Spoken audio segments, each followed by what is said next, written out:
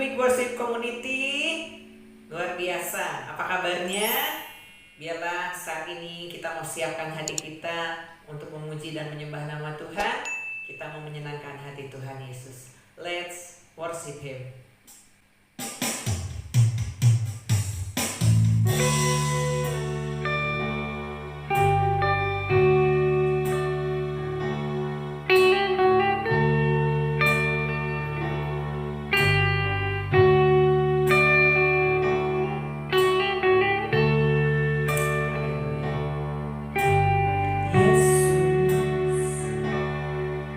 Kaulah Tuhanku, Engkau hadir di dalam kemuliaan-Mu. Kaulah yang dipuji, layak untuk ditinggikan. Mulialah nama-Mu, curahkanlah, penuhilah hatiku dengan minyak baru. Betapa ku rindu menyukakanmu sekarang dan selamanya.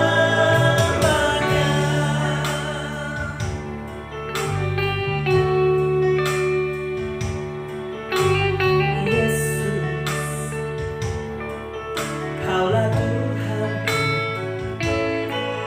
Engkau hadir di dalam kemuliaan-Mu.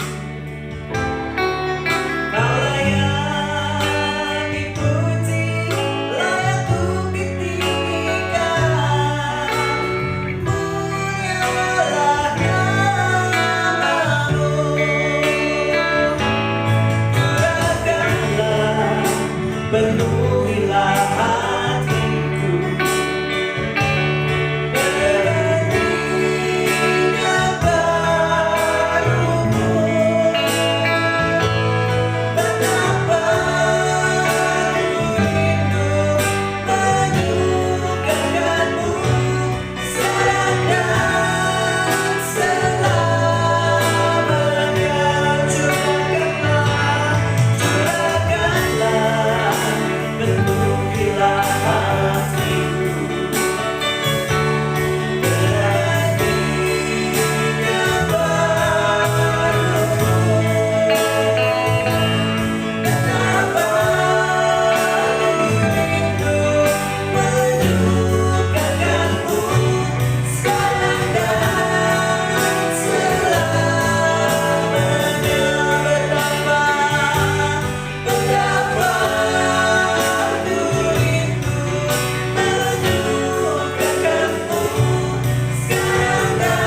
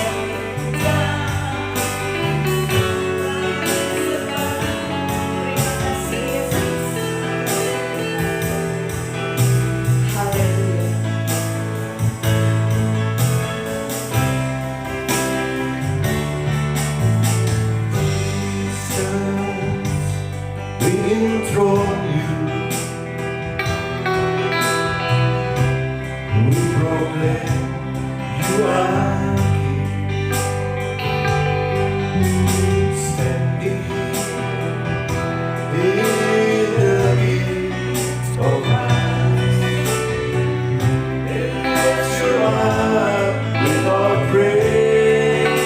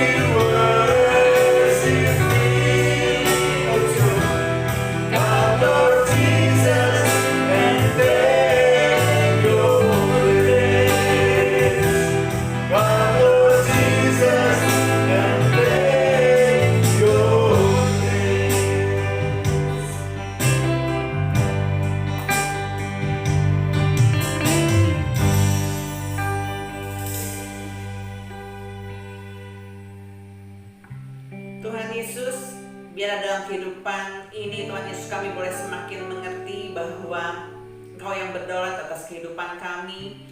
Biar Engkau yang mengambil alih Tuhan Yesus. Walaupun kami harus menjalani kehidupan kami sehari-hari dan kami juga diberikan kebebasan untuk memilih kemerdekaan, tetapi biarlah Tuhan Yesus kami benar-benar memilih yang baik Tuhan Yesus, memilih yang sesuai dengan firman-Mu Tuhan Yesus. Kami berjalan bersama dengan Tuhan Yesus, kami berjalan dengan kuasa firman-Mu Tuhan. Biar Engkau yang akan terus memagari kami dengan perlindungan-Mu Tuhan Yesus. Dan setiap hari apa yang kami kerjakan boleh senantiasa memuliakan nama Tuhan. Biar Tuhan yang akan pimpin dan bimbing setiap kami. Dan apa yang menjadi pergumulan kami percaya Tuhan memberikan jalan keluar. Engkau adalah jawaban dari atas setiap apapun yang pada saat ini mungkin kami sedang gumulkan Tuhan Yesus. Biarlah kami boleh terus berharap dan mengandalkan Tuhan senantiasa. Tuhan juga akan pakai hamba-Mu yang akan menyampaikan firman-Mu dengan urapan yang baru, dan juga kami semua agar kami boleh mengerti firman-Mu dan menangkap pesan dari Allah, dan berkat-berkat firman Tuhan itu pasti memberkati kehidupan kami. Terima kasih Tuhan, kami siapkan hati kami di dalam nama Tuhan Yesus kami bersyukur, haleluya, amin. Amin, amin, amin. Midweek Worship Community, dimanapun Anda berada, mari kita sambut firman Tuhan dengan penuh antusias, karena firman Tuhan akan memberikan kekuatan buat kita semua, yang akan disampaikan oleh Pastor Oscar. Enjoy his word.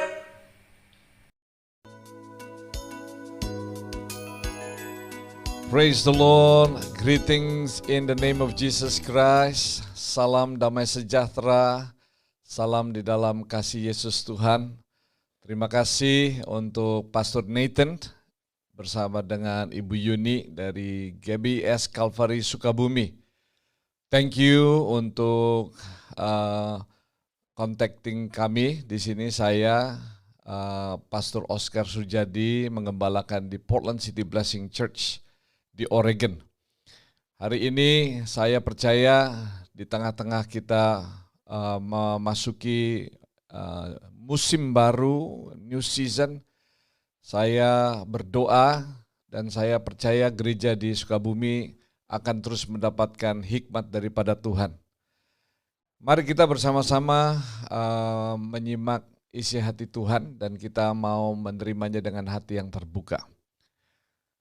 Saya tergugah untuk membacakan firman Tuhan yang tidak ada lain adalah bagaimana gereja Tuhan di dalam hari-hari terakhir ini, setelah kita mengalami begitu banyak transisi selama 2-3 tahun belakangan ini, gereja masa depannya seperti apa?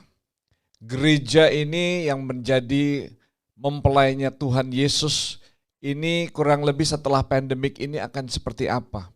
Apakah rencana Tuhan atas gerejanya akan berubah? Bagaimana sikap gereja mempunyai dan menghadapi keadaan, the situation yang always changing, always berubah. Dan saya ingin kita bersama-sama membaca firman Tuhan. Yang diambil dari Kejadian 28, ayatnya yang ke-16. Ini adalah blueprint gereja Tuhan yang Tuhan berikan pertama kali di dalam Kejadian pasalnya 28 ayat 16 dan seterusnya. Dari satu cerita yang dapat kita ambil dari kitab Kejadian, yaitu cerita Yakub. Ketika Yakub bangun dari tidurnya, berkatalah ia, sesungguhnya Tuhan ada di tempat ini dan aku tidak mengetahuinya. Ia takut dan berkata, alangkah dahsyatnya tempat ini tidak lain dari rumah Allah, ini pintu gerbang sorga. Jadi Kejadian pasalnya 28 ayat 16 dan 17 ini adalah cerita Yakub ketika dia tidur dan dia bermimpi dan dia melihat ada satu tangga yang menjembatani tempat tidur di mana dia tidur di tempatnya, dan itu tangga menuju ke langit, ke surga, dan di situ ada kejadian di mana malaikat surga turun dan naik. Dan di situ Yakub terkejut. Dan Yakub itu melihat bahwa pintu sorga terbuka besar. Dan di sini adalah di mana pertama kali Yakub mengatakan rumah Allah. Ini pintu gerbang surga. Jadi jemaat Tuhan, mari saya ingin kita kembalikan cara kita mengetahui dan memahami tentang rumah Tuhan. Yaitu tidak lain adalah gereja Tuhan. Bahkan di Matius pasal 16 dikatakan, di atas batu karang inilah akan aku dirikan jemaatku dan tidak ada alam maut yang dapat mengalahkannya. Bahkan di dalam Kisah Para Rasul pasal yang kedua ketika Pantekosta, hari Pantekosta, terbukalah langit dan dicurahkannya Roh Kudus dan ada tiupan angin yang terjadi sehingga ada satu aktivitas besar antara surga dan kepada bumi. Dan saya ingin kita bersama-sama boleh melihat bahwa tidak ada perubahan dari awal di mana blueprint Tuhan kepada gerejanya adalah pintu surga terbuka dan ada aktivitas Allah dengan umatnya. Kita perhatikan di situ. Jadi kalau kita memandang gereja itu sepertinya bosan, gereja ini seakan-akan akan menurun, gereja ini akan kecil. Kita masuk di dalam satu interpretasi yang salah dan keliru. Harusnya kita memikirkan dan mengimani dari awal sampai akhirnya Tuhan tidak pernah berubah, mempunyai blueprint mengenai gerejanya. Dan saya percaya baik ada di Indonesia maupun di Amerika maupun di Australia maupun di Eropa, walaupun kelihatannya redup, tapi itu dengan hanya kasat mata kita. Tetapi di dalam roh Tuhan sedang bekerja luar biasa. Nantikan pekerjaan Tuhan yang dahsyat. Yakub diberikan mimpi itu. Pertama kali disebut rumah Allah. Rumah Allah yang adanya Bethel, rumah Tuhan. Yang di situ adalah pintu surga Allah terbuka. Ada aktivitas dan transaksi antara surga dan bumi. Antara Tuhan dengan umatnya. Jadi saya percaya di hari-hari terakhir ini Tuhan akan membukakan. Bahkan kita akan melihat hal-hal yang belum pernah kita lihat sebelumnya. Yang begini belum pernah kita lihat. Yang begini kita akan belum pernah merasakan. Hal-hal yang ini Tuhan akan curahkan luar biasa. Bahkan Tuhan sedang curahkan saat ini di tempat-tempat yang Tuhan ingin curahkan. Oleh karena itu, saya ingin membawa Bapak Ibu yang terkasih untuk kita baca kembali di dalam Markus pasalnya yang kedua. Markus pasal yang kedua. Kalau kita baca ayatnya yang ke-12, ini ada satu cerita bagaimana gereja bisa mempunyai dan bisa memanifestasikan Kejadian pasal 28. Ya, ayatnya yang ke-16 ini. Di mana Tuhan mengatakan kepada Yakub bahwa akan ada portal, the big portal, yaitu curahan daripada Tuhan, ada aktivitas Tuhan kepada gerejanya. Dan Markus pasal 2 ayat yang ke-12 ini dikatakan ada satu cerita, tapi saya akan lihat dari ayat yang ke-12 nanti kita balik ke ayat yang pertama. Dan orang itu pun bangun, segera mengangkat tempat tidurnya dan pergi keluar di hadapan orang-orang itu sehingga mereka semua takjub.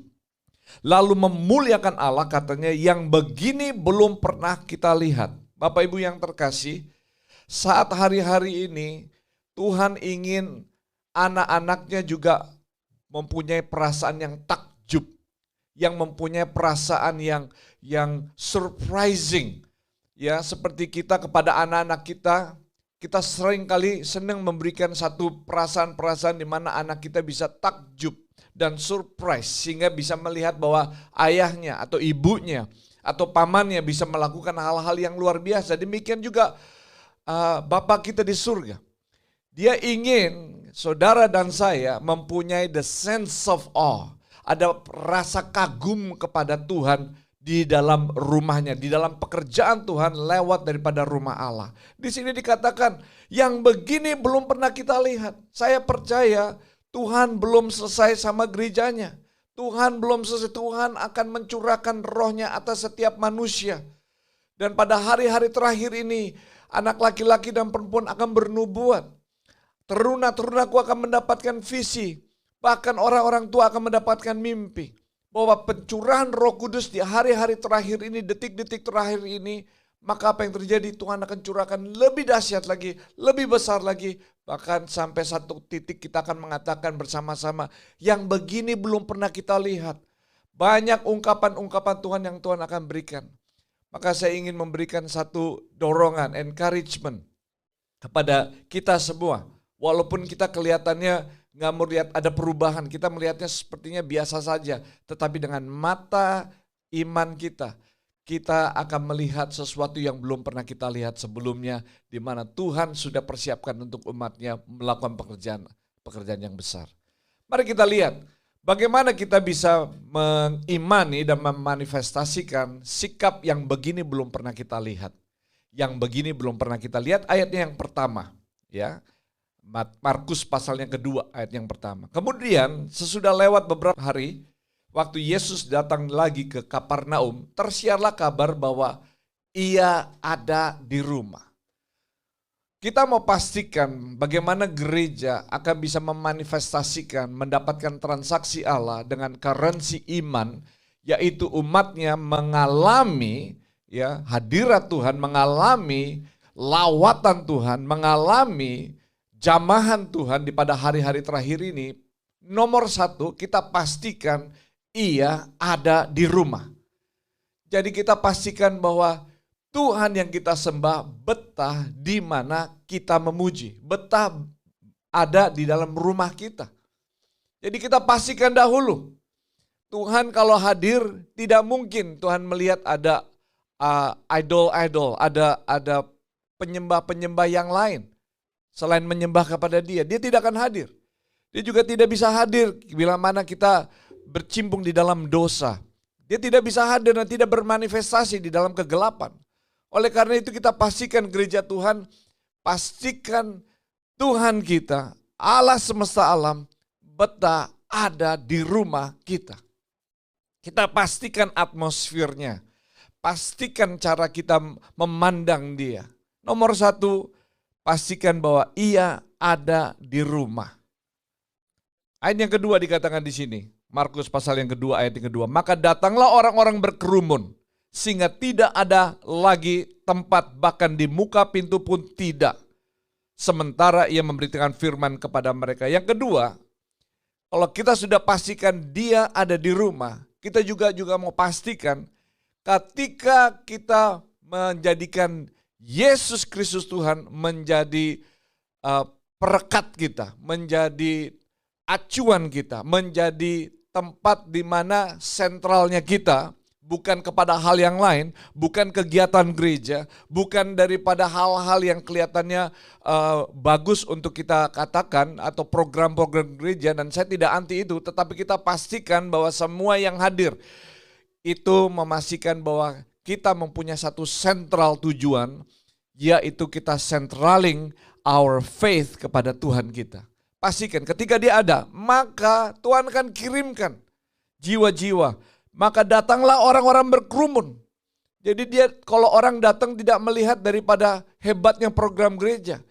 Orang datang kepada gereja Tuhan bukan hebatnya daripada, bahkan saya minta maaf, dari khotbahnya pendeta. Bahkan mau lihat daripada praise and worship-nya. Itu semua baik, itu penting. Tetapi yang lebih penting, orang datang ke gereja karena dia merasakan hadirat Tuhan. Dan dia tahu di situ ada Tuhan. Di situ Tuhan betah tinggal. Di situ tempat Tuhan hadir. Maka semua orang datang berkerumun. Bahkan satu kali tepat, tidak ada lagi tempat untuk mereka bisa berkumpul. Bahkan dikatakan di sini di muka pintu pun tidak bisa. Jadi pastikan dia ada di rumah. Ketika ada di rumah, pasti dia akan kirimkan tuaian kepada kita. Dan yang ketiga di sini, sementara ia memberitakan firman kepada mereka. Gereja Tuhan yang bermanifestasikan pekerjaan-pekerjaan surgawi dan diadakan di dalam gereja Tuhan, mengatakan, kita bisa mengatakan yang begini belum kita pernah lihat. Karena ada pemberitaan firman Tuhan. Ada pemberitaan firman Tuhan. Kita pastikan GBIS Kalvari, Sukabumi, saya percaya Pastor Nathan adalah guru yang baik, pastor dan gembala yang mengasihi Tuhan. Dan saya seiman dengan beliau, bahwa pada hari-hari terakhir ini, mari kita membagikan firman bukan informasi tentang berita-berita yang bukan berasal dari firman Tuhan. Tetapi hari-hari ini gereja miskin akan pendengaran firman Tuhan. Gereja hari-hari ini mendengarkan berita-berita tentang yang terjadi sekeliling kiri dan kanan.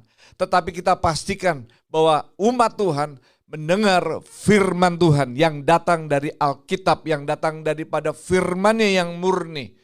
Dan firman-Nya membawa satu rema. Ketika kita memberitakan firman, orang akan datang. Ketika kita meyakinkan bahwa dia ada di rumah, orang akan hadir di sana. Apa yang terjadi selanjutnya? Yang begini belum pernah kita lihat. Bapak Ibu yang terkasih, mari kita lihat ayatnya yang ketiga. Markus pasal yang kedua. Ada orang-orang datang membawa kepadanya seorang lumpuh, digotong oleh 4 orang. Maka apa yang terjadi? Ketika gereja mengalami lawatannya, mengalami hadirat Tuhan, dan Tuhan hadir di sana, akan ada pemberitaan firman Tuhan yang murni, maka akan ada kebutuhan yang didatangkan. Maka ada yang datang dengan orang yang membutuhkan, yang lumpuh, orang yang sakit, orang yang begitu banyak memerlukan Tuhan, yaitu orang yang datang. Tetapi kita perhatikan ada kebutuhan ya yang datang kepada Tuhan lewat daripada gerejanya ketika Yesus ada di sana. Dikatakan di sini bahwa orang yang lumpuh itu digotong oleh 4 orang. Jadi saudara, di hari-hari terakhir ini gereja tidak bisa berjalan oleh karena 1 orang. Oleh karena 1 orang mempunyai talenta. Oleh karena 1 orang yang mempunyai satu kedudukan. Gereja Tuhan akan menjadi kuat. Gereja Tuhan akan menjadi kokoh. Gereja Tuhan akan memanifestasikan yang begini belum pernah kita lihat. Yaitu ketika kita bersama-sama mempunyai satu kesatuan sehingga kita bisa mempraktekkan dan kita bisa mempunyai satu iman akan talenta-talenta setiap daripada umatnya. Ketika 4 orang itu menyatukan ada kebutuhan, maka ada compassionate spirit, yaitu kita membawa orang-orang yang membutuhkan datang kepada rumah Tuhan sehingga mereka mendapatkan kesembuhan, kelepasan, kebebasan karena ada 4 orang. Tapi sebaliknya juga saya bisa katakan bahwa di hari-hari terakhir ini, kalau saya katakan the post-pandemic, setelah pandemik ini berakhir, gereja Tuhan masa depannya tidak bisa berjalan sendirian. Bapak Ibu yang terkasih, kita harus bekerja sama dengan gereja-gereja lain. Saya mempercayai itu, bahwa gereja tidak bisa berjalan sendirian saja. Kita harus bergabung dengan gereja-gereja yang lain yang mempunyai satu iman yang sama, yang mempunyai satu pandangan yang sama, sehingga kita bisa berjalan bersama-sama. Kita yakinkan bahwa tidak ada breakthrough, kelepasan, lawatan Tuhan yang terjadi ketika kalau kita tidak bisa bekerja sama dengan the body of Christ selanjutnya. Ayat yang keempat di sini. Tetapi mereka tidak dapat membawanya kepadanya karena orang banyak itu. Lalu mereka membuka atap di atasnya. Sesudah terbuka mereka menurunkan tilam tempat orang lumpuh itu berbaring. Cerita ini sering kali kita baca, sering kali kita dengar di khotbah, tetapi saya ingin lihat ini dengan satu metode di mana Tuhan mempunyai blueprint yang sama, tidak akan berubah, yaitu ketika dia ada di rumah dan kita pastikan dia betah di rumah. Maka apa yang terjadi, kita juga lihat bahwa orang-orang akan datang berkumpul dan kita pastikan juga ada pemberitaan firman. Dan di situ juga ada kesatuan, ada satu kerjasama, ada satu kolaborasi secara iman. Dan kita menyatakan bahwa ada kebutuhan orang-orang yang datang. Di sini juga ketika kita melakukan hal-hal pattern yaitu blueprintnya Tuhan, maka apa yang terjadi? Ada satu kreativitas terjadi.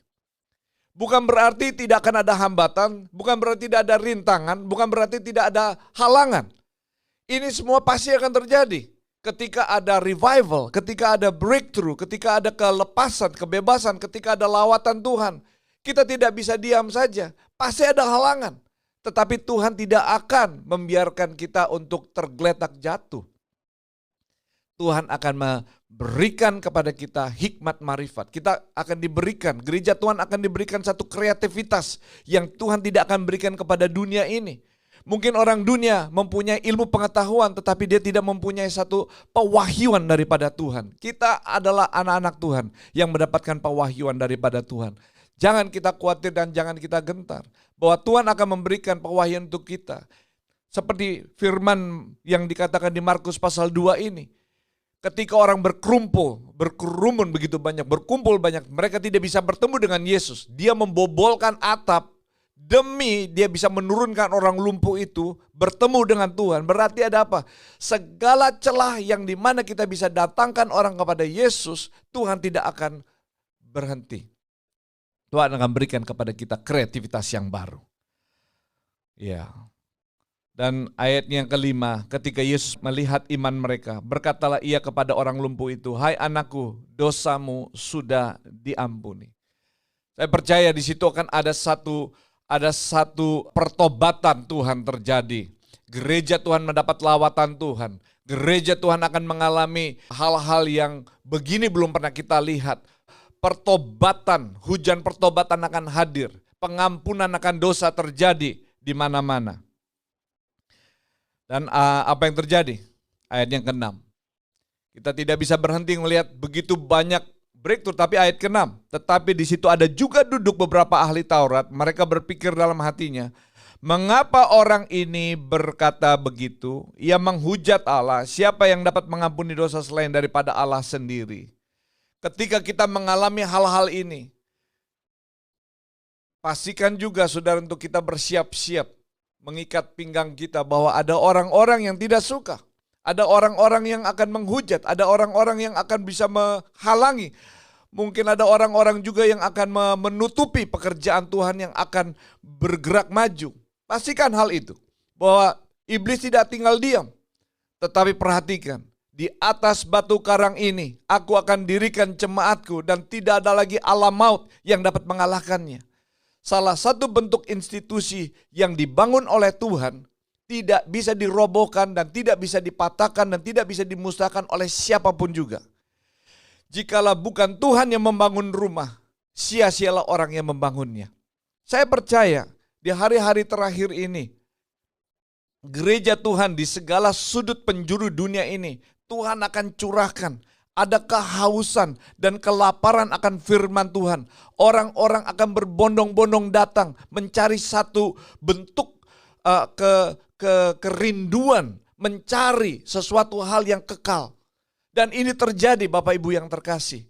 Jadi kalau Bapak Ibu melihat gereja kita atau tempat di mana kita tinggal ini sepertinya biasa-biasa saja, kita pastikan bahwa tidak demikian. Di dalam alam roh malaikat Tuhan sedang berperang. Di dalam alam roh Tuhan sedang mencurahkan rohnya untuk mereka yang bersiap untuk dipakai dengan dahsyat. Ketika orang-orang itu menghujat, ketika orang-orang itu menghalangi, ketika orang-orang itu ingin mematikan pekerjaan Tuhan, pastikan kita pakai kedua dengkul kita dan kita berdoa bersama-sama dan mengatakan, Tuhan, hikmat-Mu, pewahyuan-Mu itu luar biasa. Maka Tuhan akan mencurahkan segala sesuatunya dengan baik. Sehingga ayat yang terakhir saya akan bacakan kembali, ayatnya yang ke-12. Dan orang itu pun bangun, segera mengangkat tempat tidurnya dan pergi keluar di hadapan orang-orang itu. Sehingga mereka semua takjub lalu memuliakan Allah, katanya, yang begini belum pernah kita lihat. Jadi Bapak Ibu yang terkasih, dengan singkat khotbah yang saya ingin sampaikan kepada gereja Tuhan MWW Community, saya percaya di hari-hari terakhir ini jangan kita putus asa, jangan kita patah arang, jangan kita merasa menyerah dengan keadaan gereja yang kelihatannya sepertinya tidak mempunyai satu perubahan. Saya yakin di Indonesia gereja Tuhan sedang mengalami lawatan yang dahsyat. Saya juga percaya di Amerika juga sama, bahkan di Australia, di Eropa. Dan saya berdoa, mari kita satukan iman kita. Kita percayai apa yang dimimpikan oleh Yakub, yang dikatakan pertama kali keluar dari mulut Yakub, yang mengatakan, di sini ada Tuhan, di sini ada aktivitas Tuhan, tetapi aku tidak mengetahuinya. Kejadian pasal 28. Dia bermimpi bahwa ada satu tangga yang terjadi tempat dia tidur dengan surga, dan di situ ada malaikat surgawi turun dan naik, dan di situ pun Tuhan, dia katakan di sini pintu surga terbuka lebar. Mari kita berdoa, mari kita yakini, mari kita imani bahwa di hari-hari terakhir ini bahwa gereja Tuhan akan dipakai Tuhan dengan dahsyat. Mari gereja Tuhan, jemaat Tuhan, kita percayai iman Tuhan, pekerjaan besar menanti kita. Mari kita berdoa. Bapa surgawi, Bapa yang kami kenal di dalam nama Tuhan Yesus, aku berdoa Tuhan untuk Pastor Nathan bersama Ibu Yuni, bersama dengan pimpinan gereja, majelis, bersama dengan leadership dan jemaat Tuhan. Dimanapun mereka berada, aku berdoa Tuhan, mari berkat-Mu turun. Sehingga pada hari-hari terakhir ini, mereka mempunyai satu lawatan Tuhan yang dahsyat. Dan orang-orang berkerumun datang dan mengatakan yang begini belum pernah kami lihat. Karena kami mau pastikan bahwa Tuhan ada di rumah Tuhan. Tuhan ada di gereja. Tuhan ada di tempat perkumpulan orang-orang percaya. Dan orang-orang akan berkumpul. Maka apa yang terjadi akan ada pemberitaan firman. Maka banyak orang yang datang, ada kesatuan, ada roh kreativitas. Walaupun ada halangan, rintangan, Tuhan tidak akan berhenti. Tuhan akan memberikan kita kreativitas dan jalan keluar. Dan kami imani bahwa pekerjaan Tuhan dan Tuhan kepada gerejanya belum selesai. Tuhan akan memakai orang-orang yang available, orang-orang yang bersedia untuk dipakai. Terima kasih Tuhan, biar berkat Allah, anugerah dan kasih karunia Tuhan turun untuk gerejamu di GBIS, Kalvari Sukabumi, MWW Community. Terima kasih Tuhan. Di dalam nama Yesus kami berdoa mengucap syukur. Amin. God bless you Bapak Ibu yang terkasih. Dan pada waktu berikutnya mungkin kita bisa bertemu di Real di Indonesia. Atau mungkin Pastor Nathan bisa datang kemari. God bless you. Tuhan memberkati.